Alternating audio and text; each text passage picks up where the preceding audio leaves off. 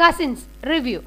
ഒരു കളർഫുൾ ചിത്രം പ്രതീക്ഷിച്ചാണ് പ്രേക്ഷകർ വൈശാഖിന്റെ കസിൻസിനെ കാണാൻ ആദ്യ ദിവസം തന്നെ തിയേറ്ററുകളിലേക്ക് തള്ളിക്കയറിയത്. വർണ്ണാഭമായ കാഴ്ചകളും ചിരിച്ചു പറയാനൊത്തിരി കോമാളിത്തരങ്ങളും പ്രതീക്ഷിച്ച് തിയേറ്ററിലെത്തുന്നവർക്ക് പൂർണ്ണ നിരാശ നൽകുന്ന ചിത്രമാണ് കസിൻസ് എന്നാണ് പ്രേക്ഷകാഭിപ്രായം. 4 കസിൻസിന്റെ ഒരു യാത്രയാണ് cinema. Sam, Joji, Poly, Tony.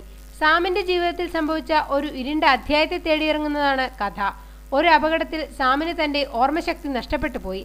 എവിടെ വെച്ചാണ് സാമിന് ഇത് സംഭവിച്ചതെന്ന് തേടിയുള്ള കസിൻസിന്റെ യാത്രയാണ് പിന്നെ സിനിമ. അങ്ങനെയാണ് കർണാടകയുടെയും കേരളത്തിന്റെയും അതിർത്തിയിലുള്ള കൊട്ടാരത്തിൽ അവരെത്തുന്നത്. അവിടെ വെച്ച് സാമിന്റെ കാമുകിയെയും സഹോദരിയെയും കസിൻസ് കണ്ടുമുട്ടുന്നു. അവരിൽ നിന്നാണ് സാമിന് എന്താണ് സംഭവിച്ചതെന്ന് കസിൻസ് മനസ്സിലാക്കുന്നത്. അതാണ് കഥ.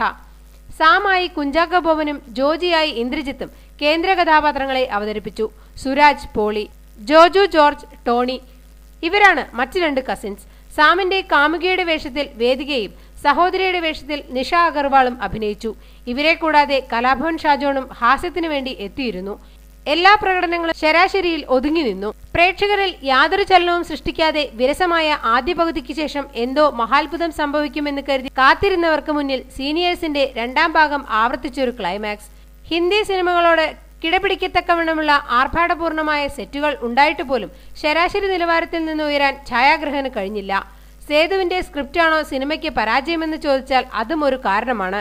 ഒരു സമ്പന്ന സിനിമയുടെ ചേരുവകൾ ഉണ്ടായിരുന്നുവെങ്കിലും അത് വേണ്ട വിധത്തിൽ ഉപയോഗിക്കാൻ സംവിധായകനും കഴിഞ്ഞില്ല.